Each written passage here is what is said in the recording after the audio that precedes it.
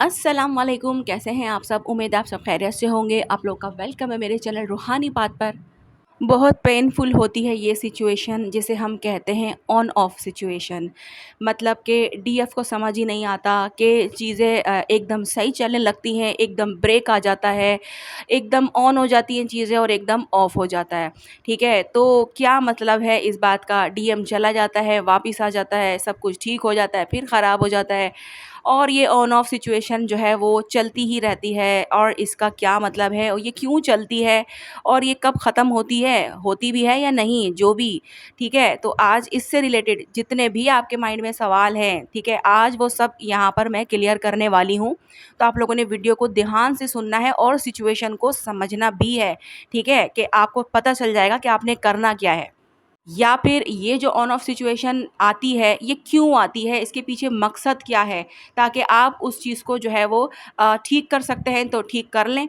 और जो चीज़ होगी वो आपको समझ में आ जाएगी कि ये मतलब है ऑन ऑफ सिचुएशन का। ठीक है, तो जनाब, ट्विन फ्लेम जर्नी में ऑन ऑफ सिचुएशन होना एक काफ़ी कॉमन और इम्पॉर्टेंट फेज़ है जो दोनों सोल्स के स्पिरिचुअल और इमोशनल ग्रोथ का हिस्सा होता है। ये फेज़ एक तरफ से चैलेंजिंग हो सकता है, लेकिन दूसरी तरफ से इसे दोनों ट्विन फ्लेम्स अपने इनर कॉन्फ्लिक्ट और इनसिक्योरिटीज़ को समझने का वक्त मिलता है। ऑन ऑफ सिचुएशन के काफ़ी रीज़न हो सकते हैं जो मैं आपको डिटेल में समझाती हूँ। एक रीज़न होता है फियर और रेजिस्टेंस का। ये एक बहुत बड़ा रीज़न जो ट्विन फ्लेम जर्नी में ऑन ऑफ सिचुएशन क्रिएट करता है, वो है फियर यानी कि डर, और रेजिस्टेंस यानी कि रुकावट। जब ट्विन फ्लेम्स एक दूसरे से मिलते हैं तो उनकी सोल्स एक दूसरे को पहचान लेती है, लेकिन इनसिक्योरिटीज़, पास्ट वुंड और फियर ऑफ अननोन की वजह से वो अपने कनेक्शन को एक्सेप्ट नहीं कर पाते। जब उन्हें अपनी ट्रू फीलिंग का रियलाइजेशन होता है तो वो अपने इमोशंस को हैंडल नहीं कर पाते हैं, इसलिए वो भाग जाते हैं यानी कि रनिंग फेज़, और ऑन ऑफ सिचुएशन शुरू हो जाती है। वो रिलेशनशिप में जो इंटेंसिटी फील करते हैं वो उन्हें डर के थ्रू रिएक्ट करने पर मजबूर कर देती है। डीएफ जो अपने फीलिंग्स को ज़्यादा ओपन और इंटेंस तरीके से एक्सपीरियंस करती है वो चेज़र बन जाती है। डीएफ को अपने ट्विन फ्लेम से जुड़ाव और कनेक्शन की ज़रूरत होती है।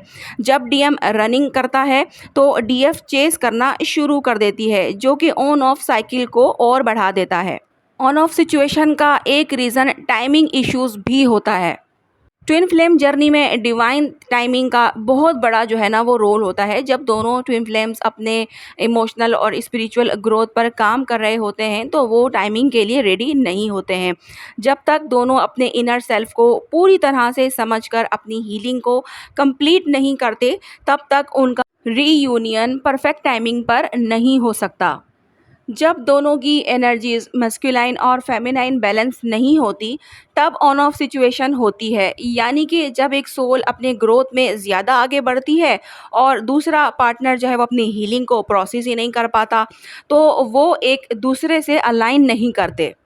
ऑन ऑफ सिचुएशन का एक रीज़न ये भी हो सकता है कि इमोशनल वुंड्स और पास्ट ट्रॉमास जो है वो रिलीज़ नहीं हुए हैं या फिर हील नहीं हुए हैं। ट्विन फ्लेम कनेक्शन के थ्रू दोनों पार्टनर्स अपने पास्ट इमोशनल वुंड्स को हील करने की कोशिश करते हैं।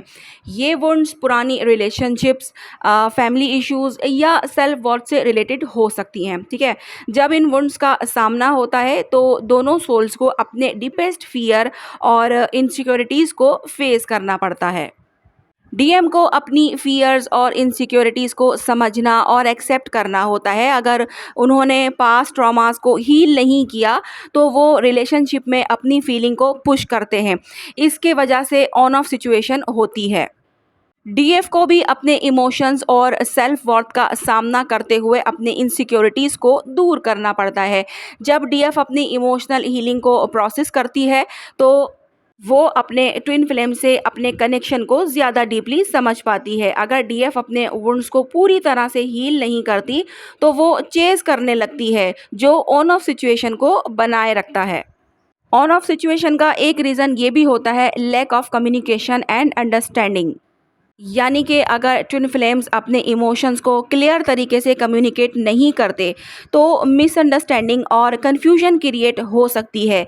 ये लैक ऑफ कम्युनिकेशन दोनों सोल्स के बीच फ्रिक्शन और डाउट्स क्रिएट करती है, जो ऑन ऑफ सिचुएशन को बनाए रखती है। बहुत दफ़ा डीएम और डीएफ के बीच मिसअंडरस्टैंडिंग भी हो जाती है, जैसे कि अगर दोनों अपने इमोशनल नीड्स को समझने में फ़ेल करते हैं या अपनी फ़ियर के चलते उनको एक्सप्रेस नहीं कर पाते, तो वो साइकिल बन जाती है। दोनों ही अपनी फीलिंग्स को समझ नहीं पाते और कनेक्शन जो है वो थोड़ा-सा डिसबैलेंस हो जाता है। एक रीज़न ये भी होता है ऑन ऑफ सिचुएशन का रनर चेज़र डायनामिक बना रहना। इस डायनामिक का बहुत बड़ा इम्पैक्ट होता है ऑन ऑफ सिचुएशन पर। जब एक ट्विन फ्लेम यूजुअली डीएम भागता है रनिंग फेज यानी कि, तो दूसरा जो है वो ट्विन फ्लेम ज़्यादातर इसमें डीएफ होती है, उसका पीछा करती है, ठीक है, यानी कि चेजिंग फेज। ये साइकिल अपने आप को रिपीट करती है जब तक दोनों पार्टनर्स अपने जो है वो इनर सेल्फ को पूरी तरह से हील नहीं कर लेते। जब डीएम अपने इमोशंस को इग्नोर करता है या फियर की वजह से अपनी फीलिंग्स को सप्रेस करता है, तो वो अपने ट्विन फ्लेम से दूर भाग जाता है। और जब डीएफ अपने ट्विन फ्लेम को जो है वो ज़रूरत से ज़्यादा चेज़ करती है, तो ये फियर और अटैचमेंट को और बढ़ाता है, ठीक है। ये साइकिल कंटिन्यू करती है जब तक डीएफ अपनी सेल्फ लव को पूरी तरह से एम्ब्रेस नहीं करती और डीएम अपने इमोशनल वुंड्स को हील नहीं करता। एक रीज़न ये भी होता है स्पिरिचुअल ग्रोथ और अवेकनिंग, ठीक है। यानी कि जब ट्विन फ्लेम्स अपनी स्पिरिचुअल जर्नी पर काम करता है तो उन्हें अपनी सोल को अवेकन करने की ज़रूरत होती है।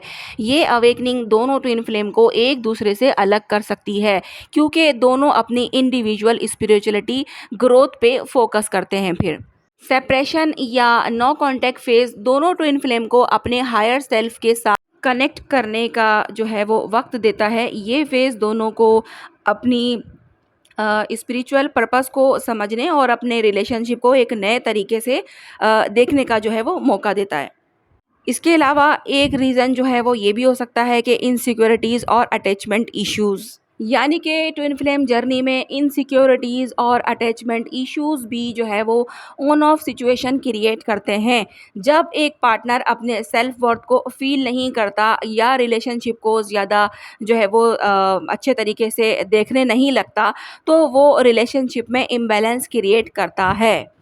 अगर दोनों अपने इमोशनल डिपेंडेंसी को समझने में फ़ेल करते हैं, तो वो अपने कनेक्शन को ओवर अटैच करते हैं। इससे कन्फ्यूजन क्रिएट होती है, जो ऑन ऑफ सिचुएशन को बढ़ाती है, ठीक है। तो जनाब, ऑन ऑफ सिचुएशन का एंड कब होता है? जब दोनों पार्टनर्स अपनी इमोशनल और स्पिरिचुअल हीलिंग पूरी कर लेते हैं और अपनी सेल्फ वर्थ को समझते हैं, तब ये ऑन ऑफ साइकिल जो है वो एंड होती है। दोनों अपने फियर्स और इनसिक्योरिटीज़ को हैंडल करते हैं और एक हेल्दी रिलेशनशिप को इस्टेब्लिश करने के लिए रेडी हो जाते हैं। और जब दोनों की मस्कुलाइन और फेमिनाइन एनर्जीज़ जो है वो बैलेंस होती हैं, तो वो अपने कनेक्शन को एक दूसरे के साथ जो है वो ग्राउंडेड और स्टेबल तरीके से जो है वो जोड़ पाते हैं। यूनिवर्स की टाइमिंग का बहुत बड़ा रोल होता है। जब दोनों ट्विन फ्लेम्स स्पिरिचुअली और इमोशनली प्रीपेयर्ड होते हैं, तब डिवाइन टाइमिंग के थ्रू उनका रीयूनियन होता है और ऑन ऑफ सिचुएशन नेचुरली ख़त्म हो जाती है।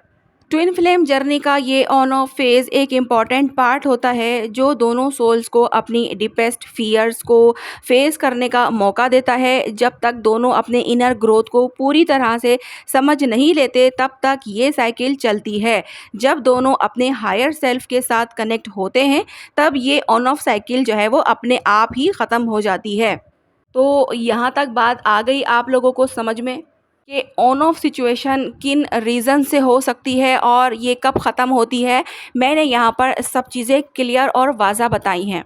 अब आप लोग मुझे जो है वो कमेंट में बताना कि आप लोग अगर ऑन ऑफ सिचुएशन में हो तो उसका रीज़न क्या हो सकता है। ठीक है जनाब, तो आज की वीडियो जो है वो यहीं तक है। मिलते हैं हम लोग नेक्स्ट वीडियो में। अपना ज़्यादा सा ख्याल रखिएगा और मुझे दुआओं में याद रखिएगा। अल्लाह हाफ़िज़।